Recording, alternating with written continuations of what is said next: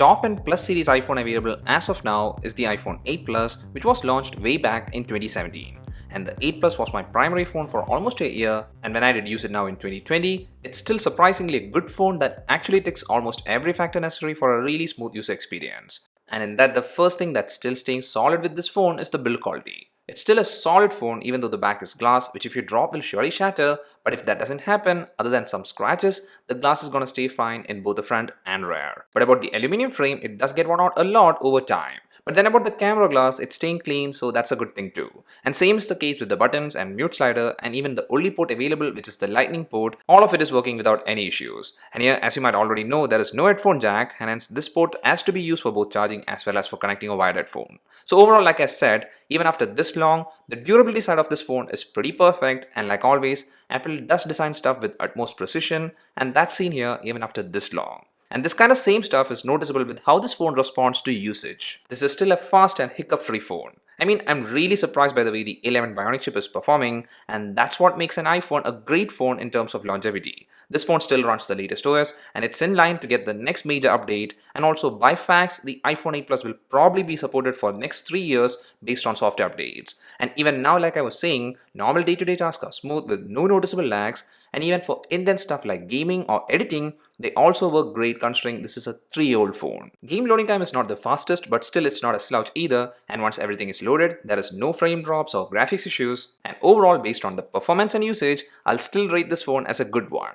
Then when we check the display side, the display used here is a IPS LCD one, and it's a sufficiently big one measuring 5.5 inches, and the resolution is good because this is a full HD panel unlike the non-plus iPhone models, and also this display even as of now is a color accurate display with neat viewing angles, and also it does get sufficiently bright enough for easy outdoor use. But then by looks, it surely has a dated touch because of this thick bezels and also because there are much better panels in other phones in this price range. So that's a letdown when we go for a comparison with other phones in this segment. But if we are actually not comparing this display with any other panels, then for sure this is a display with which you can enjoy contents. And a couple of extra goodies that we get in this display is that it does have True Tone support, and also 3D touch is present. Well, 3D touch is something that I really miss in present gen iPhones, and it was a good feature. And by the way, you might have noticed that the iPhone 8 Plus has this classic home button with Touch ID for fingerprint unlock, and it works great. This is a very fast and accurate fingerprint scanner, and since this button is not a physical one but instead this being a glass section, the durability side of it is something you don't have to worry about. But since the bezels are big, one thing you need to keep in mind is that this is a big phone even though the display is just 5.5 inches. But then it's not a very slippery phone, so that's something for a relief. So till now things are not that bad, but then we have a major thing to check which is very important nowadays, and that's the cameras.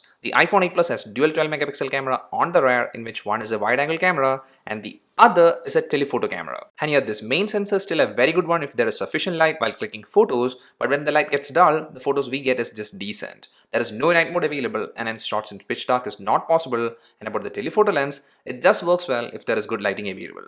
So overall about the photos captured with this main camera, it still does hold up to its mark, but it's not going to win any top spot in this segment. But that actually changes with the videos captured. This phone can record 4K video at 60 FPS, and about the videos captured, I would still rate it as best. And even now, this phone is a great one if you're really into video recording with your phone.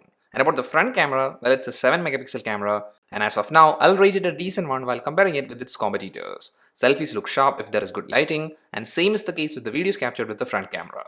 So overall, this camera package can be considered as a great one for video recording and also a good one for clicking pictures. And that's all when we focus on the segment it falls into. And this segment thing the iPhone 8 Plus falls into is a tricky subject. It's because as of now, the official pricing of the 8 Plus is in the 50,000 to 60,000 range, but at times you can get the 8 Plus for a better deal like in the 40,000 range. But when this video was uploaded, the official pricing is 58,600 Indian rupees for the 128GB variant, and for the 64GB variant, it's 52,990 Indian rupees in Flipkart India. And also please note, in the official Apple page, the only variant that's showcased is the 128GB variant. Now this official pricing is very high, and this pricing is not something I'll suggest you should buy the iPhone 8 Plus, and hence that's not the pricing I'll consider for segmenting this phone. The pricing I'll focus on is only the offer price, which is in the 40,000 range, and that's the max price for which you should even consider this phone. And every factor considered till now is rated based on the pricing that is in the 40,000 range. Because if it's above that, then straight away don't even check the iPhone 8 Plus. And I'm saying this verdict even before the rest of the stuff is checked. So please do note this price tag because we need it towards the end of the video.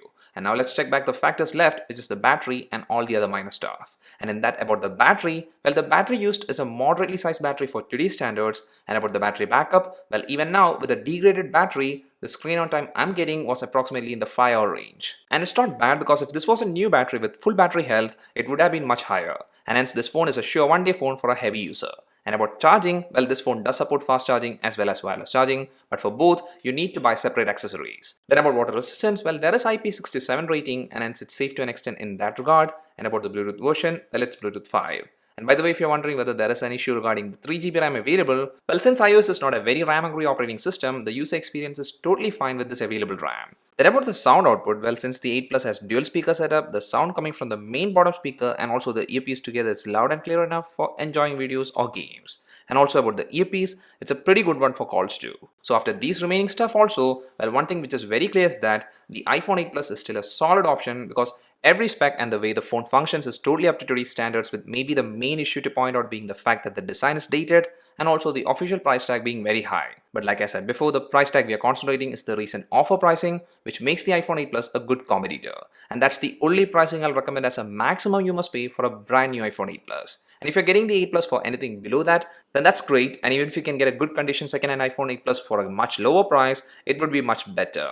And also for everyone who is still using the iPhone 8 Plus, there is no need to upgrade now. That's up for this video, guys. Hope you enjoyed it. If so, a like is much appreciated and a sub would be great. See you in the next one. Till then, bye.